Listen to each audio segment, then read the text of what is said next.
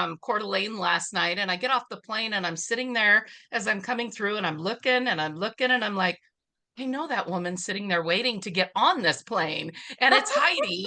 We're getting ready to go to Spokane. And I'm like, oh, yeah, this is the world we live in where we're both like running, going, doing. But of course, I'm on Alaska and she's headed to Spokane. So I was like, I'm riding the training literally on the plane ride back and everything. So gave her a little preview last night. But if you guys are anything like me, I have a really hard time setting my goals in January and doing a New Year's resolution because I see January as kind of a mulligan. I have to regroup. I have to re-energize from the holidays. I'm too busy putting away all the holiday stuff, trying to pay off all the credit cards from the presents, and I'm kind of got the winter blues. It's really hard for me to be motivated in January. It's really hard for me to set those goals.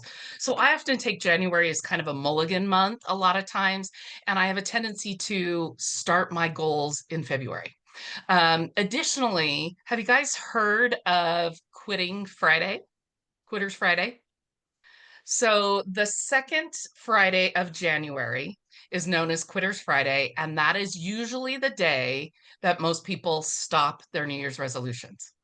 Okay, so some of you know I do personal training, and with my regular clients, I tell them we're going to work on certain gym equipment for the first month of January. And then come February, we'll have the whole gym to ourselves again because everybody will be gone and it'll be back to us regulars, right?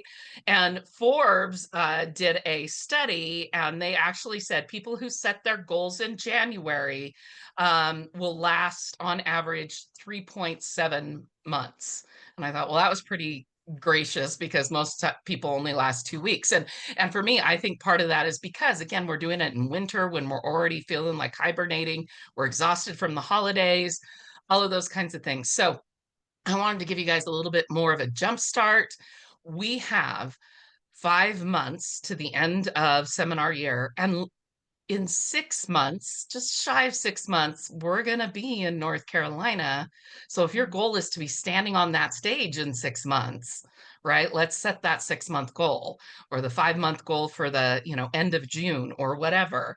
So I have stolen a lot of the stuff for tonight from one of my biggest inspirations, Mel Robbins. I really adore her and listen to her pretty religiously. So some of this stuff I will share with you. I'll show you where you can get some of it. Um, but I'm a very visual person, and I like to think about, productivity again in January is so hard. But productivity is about small, consistent moves over time. And those moves can go fast, they can go slow. And so visually, I think of my productivity a lot like a river. So if we think about the river that follows us along as we drove up to McCall for the retreat or whatever, you might look out the window and you're seeing it hitting the rapids and it's just going, going, going. And then as we hit up to like Smith's Ferry, it's just calm and it looks like it's not even moving, right? And then you go around the bend and it's going, going, going again. And then you turn another bend and it looks like it's going backwards almost and turning a corner and then it disappears, right? That is what productivity is, right? It sometimes feels like one step forward, two back, and then three forward and one back, right? So we have to look at our goals are not always a straightforward line. Sometimes it is this river, and we're going to go really fast, and hopefully that's at the end when we're right at the deadline, right? But sometimes it's going to be slow when Denise says, well, we're having a soft month or something. That doesn't mean we throw everything in and go, well, we're drowning in the river now because we're going slow. No, we may hit those rapids and we got to be ready to paddle, paddle, paddle because we're going to get there. So it's a rhythm. We have those ebb and flows. There's a theory out there called Parkinson's Law. And what that is, it's been around since the 1950s. And it's the idea that any project expands to the time that you give it. So if you say, I'm going to lose 50 pounds this year, then you're probably not going to lose 50 pounds in the first 3 months. But if you say, uh-oh, my kid's getting married in 4 months and I want to lose 40 pounds in those 4 months, you've given yourself a shorter window. You're going to try harder. You're going to be more focused, etc. And so when you think about it, that's part of why Mary Kay gives us these monthly challenges, these quarterly challenges, these annual challenges, right? To give us these little time frames to focus on smaller things and then bigger and bigger and work our way out. So any project we give ourselves, we will automatically fit the time into it. So our effort versus time, right? Put it on a little chart and it'll determine how much weight can I lose in this amount of time, right? Or how many books can I read in a month or whatever. So then there's also what we call the progress principle. And this study was another thing that I was reading about that Mary Kay is really good about. And progress principle, we see it all the time with young children, but we don't do it enough as adults. And that's the idea of power of those small wins. You know, again, that's one of the biggest things about Mary Kay is those little rewards and the recognition that we get. And we give it all the time to little kids. There's, oh, great, you're potty training and you get a candy every time you go in the potty, right? We do it to our pets. We do it to kindergartners. And then when you're an adult, it's like, great, thanks for not missing the deadline on your report. Maybe you'll get a raise this year, right? We don't get the power of those small wins unless we pat ourselves on the back. But in Mary Kay, we get those. We get our cute little brush bag or our gardening tools or whatever if we continue to make progress. And so these are some things when we look at setting our goals. One of the things that Mel Robbins talked about in one of her trainings, and this one you can still find online under melrobbins.com/best year. And in a study out of Cornell University, they found that if you take your goals, which we'll talk about writing those goals here in a little bit, and you say them in a third person, it's easier for you to absorb them. It's easier for you to kind of process them and to check in and everything. So if I say something like, I want to run a 5K this year, it's like, okay, that sounds good. But if I say, Jennifer wants to run a 5K this year, there's something about how that lands for me because I am so much more complimentary if I say, Jill wants to run a 5K this year, right? I'm so much more complimentary to other people and how I believe in them and what they can do that if I talk about myself and my goals in the third person, there's something psychological that I put more umph in it about look at how far you've come. You did, 2 miles out of the 3.1 miles you need for a 5K. Look at Jennifer go, right? And so sometimes when we read our goals to ourselves in the third person, it's like I'm saying, Kelly's doing great, but I'm saying it about myself. And it just lands different because it's so easy to be like, oh, I want to do a 5K. Yeah, me. Wow, sure. But if I say Jennifer wants to do it, it just mentally lands different. Okay. So that's from Cornell, and it's about the third person perspective. So one of the other things in there that I'm not really going to go over right now that you can find in there is called the domino effect. And just in a quick mental thing that she does in the training that I didn't have time to set up all the little dominoes. But really, when we think about it, is if we say, I want to be a star consultant, but I don't do any of the work. It's like my domino of wanting to be star consultants over here, but all the other dominoes are clear over here. I don't have the momentum to hit all the dominoes to make all these go down to get to star consultant, right? I've got to fill in the blank. I've got this gap, right? And so I have to fill in this knowledge. So for example, my domino knowledge gap for me, time is part of it, obviously, because I'm a busy person, but part of mine is my confidence in product knowledge. And I know that is for a lot of us, right? We may go through skincare university and get our badges or whatever, but for me, part of my thing is I don't always feel confident in talking about certain products.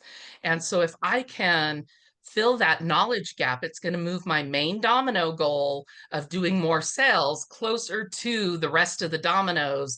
And then it's going to hit and knock them all down. And I'm going to get closer to that overall goal of star consultant, you know, being on stage, whatever that might be. So I've got to fill in that knowledge gap to move those dominoes closer. So that's a quick down and dirty version of that. But she goes into a lot more information on it, and it's about, again, filling in those extra dominoes of what's keeping us from that tilting point, because we've all seen it. If the dominoes aren't close enough, it's just going to stop. It's going to stop that momentum and we're not going to get there. So we need to figure out what is that missing piece to either put in more dominoes or bring them closer together so that we can get it to fall all the way to that goal.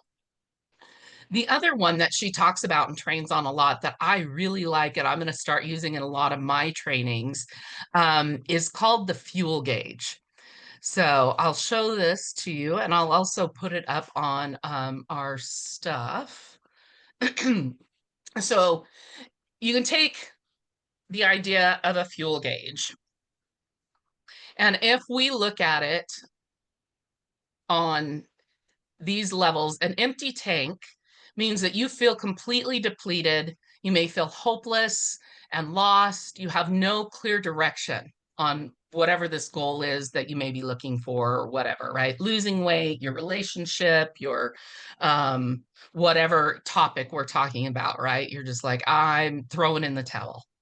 Quarter tank, if you're at this level, you're still in survival mode. You haven't given up, but your energy's low. And although you may know what you should be doing to improve the situation, you may lack that motivation. And see, sometimes this is where I'm at in January on things. And this is why it's hard for me to set those goals, is because it's dark outside and it's cold and it's hard for me to get up off the couch and all of that. I'm kind of in this, as the quarter tank says, if you can't see it on there, it says meh. It's like, eh, do I want to go? Do I not want to go? Right? So let's see, what does the chat say? Totally at a quarter tank. Yep, I hear you, sis. Yeah, this time of year, it's just that way. That's why it's hard. Half tank. You're coping with the current state of things, but you know there's room for improvement. You're full of desire, but you lack the direction on how to make progress. And even when you see the possibilities, you may talk yourself out of taking action. So this is kind of that domino thing, right? It's like, oh, I can see, I just need to be closer, but I'm not quite sure how to get there. Or I just don't quite have the momentum to sit in front of the computer and study all these products and try and absorb the details I need, or the momentum or the confidence to set up parties, or, something to that effect. But you're fine, right? We're status quo. We're going along. So, totally half tank, he says. Yep. All right. Three-quarter tank. This level adds energy to your life and makes it better. You're happy with the progress you've made, but you know there's still room for improvement. Okay. This three-quarter tank, this is when the weather starts getting better, or you just suddenly manage to book a couple parties, or you got a really big order online from someone you never met before. They just found you right out of the blue. You got a new team member. It's like, okay, okay. On our way to career conference, right? We're feeling kind of three-quarter tank. We're getting pumped up. But then when we come back from career conference, or we just had a party that was just stellar and we rocked it, we're full tank. This is the level where your life in this area totally energizes you. You're feeling fulfilled and satisfied beyond measure. And you've tapped into the excellence, and you're excited to wake up and face this part of your day because you know it will fill you with energy and excitement. And it's totally possible that you may start your day full tank and end your day on half a tank, right? I mean, that's kind of the nature of life, right? For the most part. But the goal is to at least try and be on the steady. So, what I challenge you to do, and again, I'll put these up here, and if you go into the Make It Happen training, it has this workbook, but you can do it on career and all of that. So if we look at, let's see, it had one that was just specifically, maybe that would be career and business. This is what we want to look at. So, if I was to ask you in regards to your Mary Kay business, how satisfied and fulfilled are you? Depleted, quarter tank, half tank, three-quarter tank, full tank? And why do you feel that way? And are there any behaviors or attitudes that contribute to why you feel that way? Okay. How about in selling? How are you feeling in that area? Meh? Three-quarter tank, quarter tank, half tank, full, right? You just had this great big sell or a successful party, you might be full tank. But yeah, they're great questions. They're really good at getting you motivated and then asking you what are their behaviors or attitudes that contribute to that. And again, part of it can be the time of year, right? How about your revenue goals? How are you feeling about those? And why do you feel that way? It's like, are you shooting for those? What was it you said last week, Denise? $1,667 wholesale a month to be able to be on track. Are you hitting those goals? Are you about half tank on them? Are you? And then how are you feeling about your team? Right? And if you choose to have a team, again, you don't have to, obviously, but good questions. I got some more. How are you feeling about your visibility, your influence, and your recognition? Okay. I've been really lax on my social media lately. Um, and reaching out to people and everything. Again, I'm in my blah era, right? I'm in my winter funk. So I'm depleted.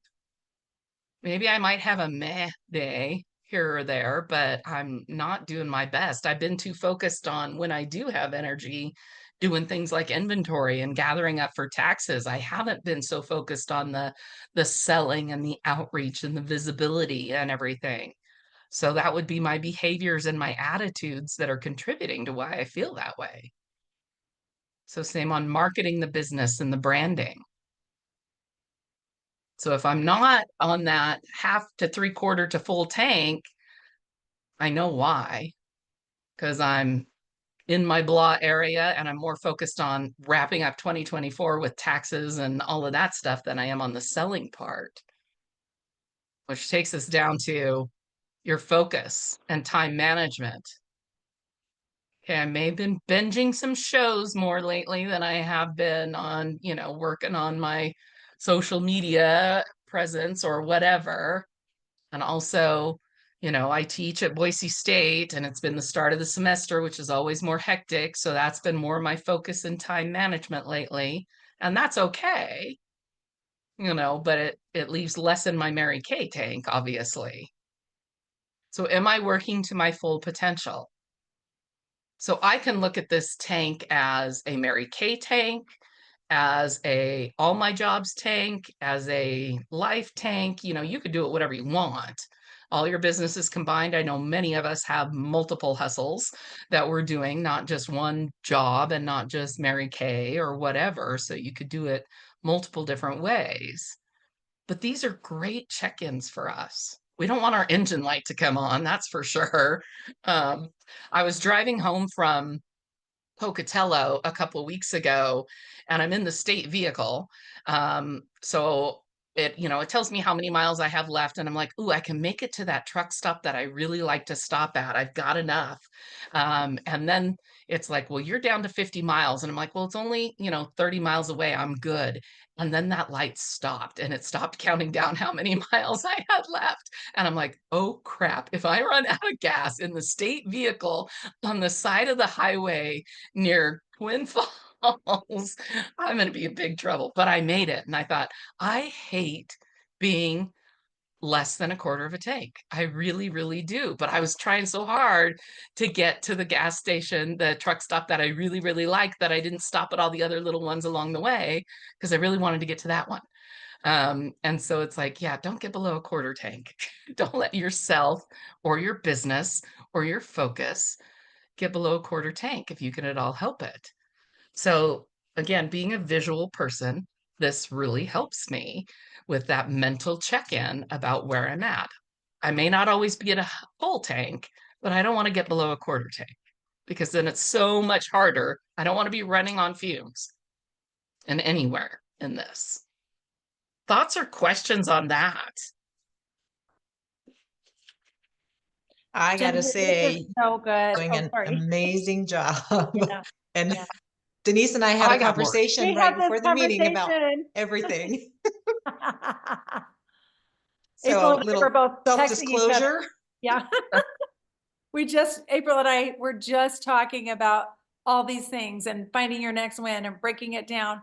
But I love the analogy and I love how you put it together, how as it relates to our Mary Kay business, Jennifer. This is fantastic. Yes. All right. Well, then let's talk some more. So, what do you want? So, University of Oregon did some research on goal setting and in their neuroscience department, and they basically came up with the idea that a goal is any desired outcome that won't happen without you doing something.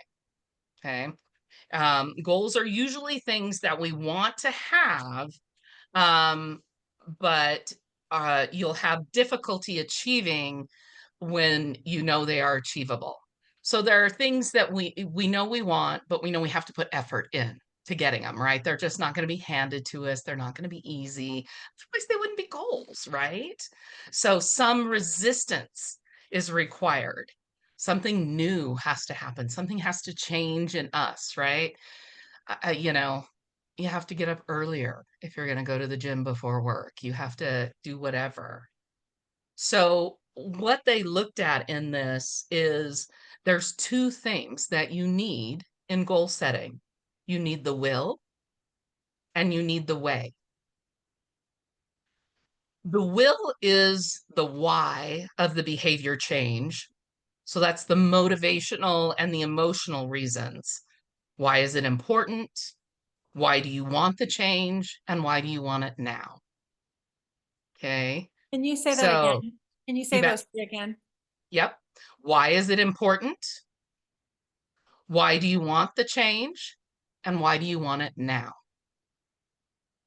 Okay, so if we go back to the example again of, well, I got a kid who's getting married, so I want to look good in the mother's dress for the wedding, and the wedding is in 6 months, right? That's usually kind of, or I want to look good for New Year's Eve, or whatever. Those are, weight loss goals always come easy to mentally to think, oh, I want to lose weight, right? We always think, come to those, right? So for us, it may be something about um, we want to walk across stage. And I want to be my own boss. And I want to do it now because I'm tired of working for so and so, or we need the extra money, or something like that. So, why important? Why do you want that change? And why do you want it now? Because again, you have to take those extra steps. And the way, because you need the will and the way, and the will is the why behind it. The way is the cognitive and how the informational aspects of it come together. So the how. So, how is this going to happen? How is it going to unfold? And what skills and capacities does it require? And what is the specific plan for it? Okay, so the wedding's 6 months away. I'm going to get up early and, go do 20 minutes of cardio. I'm going to do a low carb diet. I'm going to, whatever. Okay, right? That's the plan of action. So, how will it unfold? What skills and capacities does it require? And what is the specific plan? So, we've got our mental, and then we've got our, kind of factual, if you will, our cognitive, our details. Okay. So you need both of those. You need the will and the way, or the how and the why, if you want to say it that way, or the why and the how. But the hard part is those trigger two different parts of the brain. Okay. So the emotional and the cognitive are two different parts of the brain. So it's really easy for us to sit there and say, I really want to be on stage and I want all that recognition and I want all that money. But it's harder to then say, but do I want to get up early and do I want to work the extra hours at nights and weekends to go do the work, to do the extra parties, to do the, and then you got other people who will go out there and do all the work, but they may not have the emotional conviction and the, desire to, they just have different reasonings for doing it, that they're like, I don't care about the recognition. I just want to go do work or something. So you need to be able to fire kind of both sides of your brain. It's very hard. We get caught in the emotional so much. Um, and it's really hard. How often do we sit there and say, oh, I wish I could just, I know I need to do this, but I wish I could do this instead. Or, if I could just snap my fingers and do this, or, so you have to be able to flip the switch and say, in order to get my emotional needs met, I have to do these cognitive things to meet this goal. So your goals need to be twofold. You need to keep in mind that you've got to meet both your emotional and your cognitive needs to be able to get to that goal. Okay. So part of that is in defining what success means to you. Okay. So in defining what success means, it looks different for everybody. So as Denise has always said, if it's not your goal, don't have it. Right. So maybe your goal is to get across stage. Maybe somebody else's goal is just to, get the prize every month, or just to make enough money to pay off their credit card bills, or, get their makeup for 50% off, or, whatever. So define what your success is. I mean, if you think about it, if you're the CEO of Micron, you're, it's important to you to sell so many millions of microchips, right?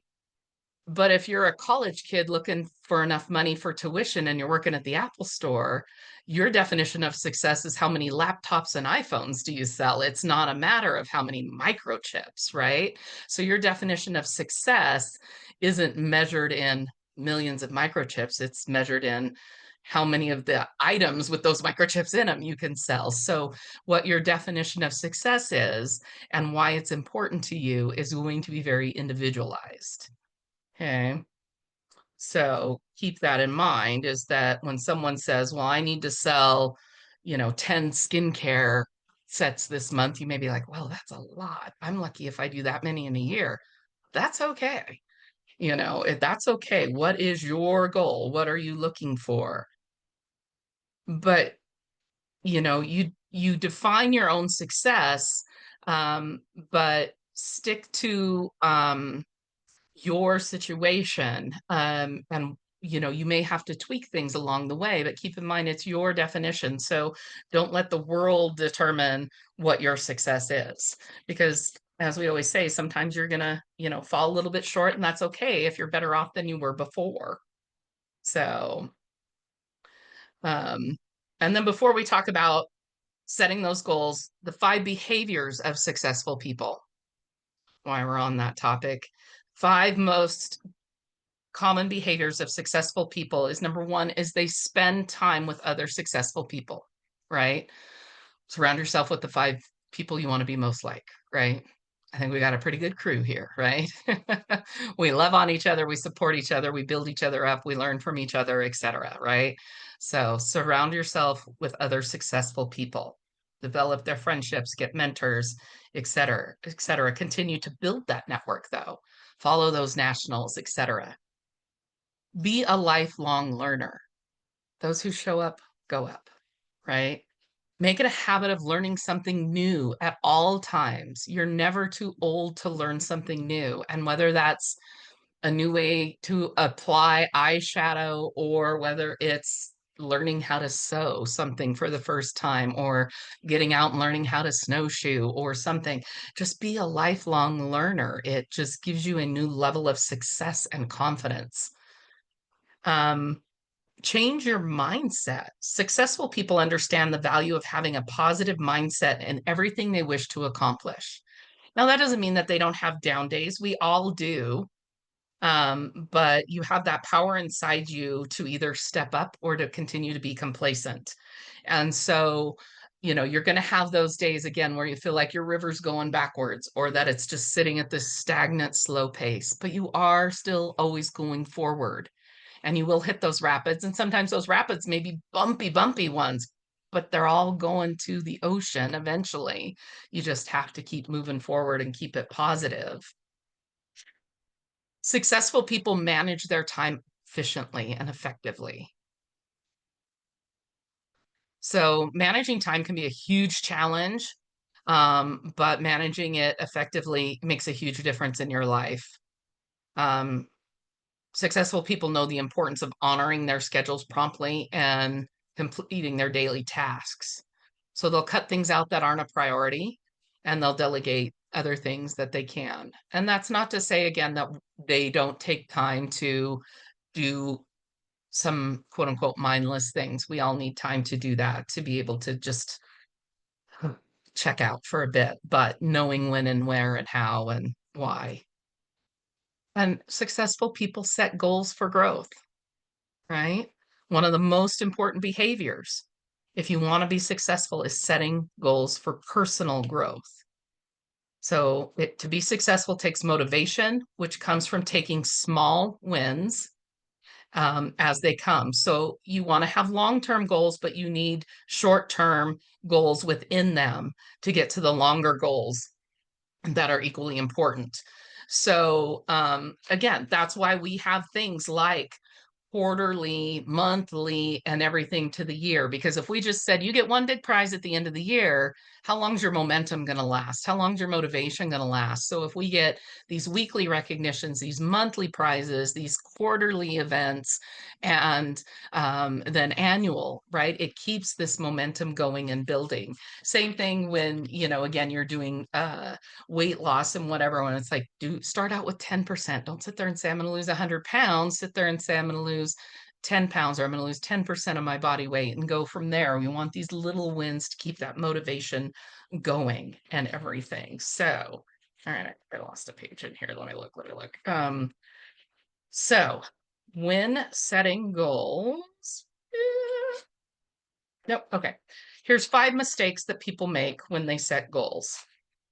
So I'm not going to tell you specifically how to set your goals. Most of us know how to do them, about making them the SMART, right? Specific, measurable, attainable, realistic, and timely, having a timetable. But I want to be able to wrap up with 5 mistakes that people make when they're setting their goals. So kind of going the other way. Number 1 is they only focus on the how. So remember, the how is those specifics about the details of how you're going to get there, but not the why, not the emotional, right? I want to run a 5K because I've always wanted to feel strong, and I've always wanted to feel like I've accomplished something, and I want to feel fit, and I want to feel healthy. What is the why, right? What is the emotional, the achievement, all of those things behind it? Why do you want it? Okay, so make sure you put that in there along with the how. Goals don't have to be just one sentence. Put all of that in there. The how is the cognitive part of it. How will it unfold, the skills, and the specific plan. We're all good at writing those. Okay, but remember to include the why. The second mistake that a lot of people make is they set too many goals. Okay, really, you should only set maybe 3 goals at a time. Okay. If you make this long list of 10 things you're going to do in 2025, it's overwhelming. Okay. It's too much. So start out with some small things, maybe, and one bigger thing, or, bite size, and build up from there. If you look at this big long list of things you're going to do, you're going to get overwhelmed and your motivation's going to start to lag. The third thing is people miss the sweet spot. So think about Goldilocks, right? You want to make your goals achievable, but still ambitious. So you don't want to sit there and say, I'm going to lose 100 pounds in 3 months, or I'm going to run a marathon in 3 months. But you also don't want to say, I think I'm going to run a block in 3 months, right? Let's look realistically. Can someone who joins Mary Kay right now still get on stage? Sure, they could. That's a pretty ambitious goal, but it's still achievable. It's still achievable, but you're going to have to work hard for it. Any of us could still do it, that's for sure, but it is going to be, you're going to have to work hard for it. There's no doubt about it, but it can be done. So find that sweet spot. Not too hot, not too cold, not too hard, not too soft, right? Challenge yourself. So when I do personal training with people, I always tell them, my job is to push you, not to the point of Jillian Michaels where you're going to want to puke like she would make you do on Biggest Loser and yell and scream at you till you cry. But to the point where you start to feel uncomfortable, not painful, but uncomfortable, to push you harder than if you were just here by yourself and you go, yeah, I'm not going to do those last 2 reps because it's starting to get hard, right? That's where you want your goals to be at, where it's just starting to get uncomfortable, but not painful, right? So find the Goldilocks zone. Number 4 is that the goals are way too general. How are you going to know when you've succeeded? Okay. If you just say, I'm going to do better at being nice to people this year. What does that mean? What does that mean? Right? Does that mean I'm just not going to flip people off when they cut me off in traffic? Or, I mean, what does that mean? Right? So being specific in what those goals are. Don't be overly general. Okay. So like That's one of somebody the and you knew it. So like one of the examples Mel Robbins gave when she was going through these is one of her goals is she loves to garden. And so one of her goals was she wanted to garden more this year. Well, that's really, really general, right? And she loves to garden flowers, not vegetables. Okay, now we're getting more specific. But she really wanted to master dahlias. Okay. So to find her sweet spot and to be specific is that she wanted to be able to grow dahlias from seed to bloom and then be able to take the bulbs to redo for the next year. So she wanted to be able to take them throughout the entire season, be able to not necessarily master, but be able to, that was her goal, was that specific flower along with everything else. So, she really kind of honed in on that. So maybe your goal is to master doing the glass facials, right? And do so many of those between now and the end of the seminar year or something to that effect. Okay. Maybe it's to get on to MK University and be comfortable with, don't say all the products. None of us can get comfortable with every single thing on there. Maybe Denise and April, who've been in here for 30 years, but even they can't because they're changing everything up so much, right? So maybe you say, okay, I'm going to go master all the details about time-wise 3D. And then when I know I've got all that down, I'm going to move on to repair or something. Baby steps, okay? Don't make it too general, because how are you going to know when you succeed if you don't? And the 5th thing is maybe ideally do a high-low goal. Okay. So research has found this thing called the incremental illusion. That's hard to say. Incremental illusion. It is much easier for you to lose 2 to 4 pounds than it is for you to lose 3 pounds. Honestly, it is. So if I say, and this was one of Mel Robbins' goals, is she wanted to journal more in the next year. And so she said, I'm going to set a goal to journal between 5 to 6 times a week. Okay. Then you can forgive yourself if you only do it 5 times, right? So if I say I'm going to work out, 3 to 4 times a week, Well, and then my schedule gets crazy and I'm traveling and I'm exhausted and I only make it 3 times instead of 4, then I don't feel guilty. Because if I set my goal to work out 4 times a week and I only make it 3, then I'm kicking myself, right? I'm like, dang it, already screwed up my goal. So if I give myself a range, then I've got some forgiveness zone in there. It's more achievable. Now, don't make it 1 to 7 times a week, right? But I mean, give yourself, again, kind of that sweet spot, a little Goldilocks room in there. So those are the 5 mistakes that people set when making goals. Okay. Let's see. Jennifer, I have one question. Yeah. Sorry, I got distracted. What was number 3 Number of 3. That's the mistakes? Goldilocks, right? People miss the sweet spot, right? Make it achievable, but ambitious. Okay, thank you. Find that Goldilocks zone. So push yourself, right? You know, if you're already running a 5K, don't say you're going to go run a 5K. All right. But if you did one last year and you loved it, then you might say, I'm going to run one every other month. Or, you know, again, push yourself, but don't make it extreme where you know it's not going to happen because you're too busy doing kids' soccer every weekend or whatever. Right. Don't set yourself up for failure, but also don't set yourself up. Again, the whole point of a goal is to push you outside your comfort zone and do something that you aren't already doing. Otherwise, it wouldn't be a goal. Okay. Would you share what So, number 1 was? Because I got off count, actually. okay, let's Misnumbered. run through these really quick. So, number 1, only focusing on the how. Oh, that was 1. Okay. Yeah, and not the why. Number 2 is setting too many goals. So, only look at like 1 to 3 at See, a okay. time. And then number 3 was the sweet spot. Make sure you're getting a sweet spot, the Goldilocks. Make it achievable but ambitious. Number 4 is the mistake is that the goals are way too general. How will you know if you've succeeded? And then number 5 is that incremental illusion. Have a high and low goal range. Thank you. Uh-huh.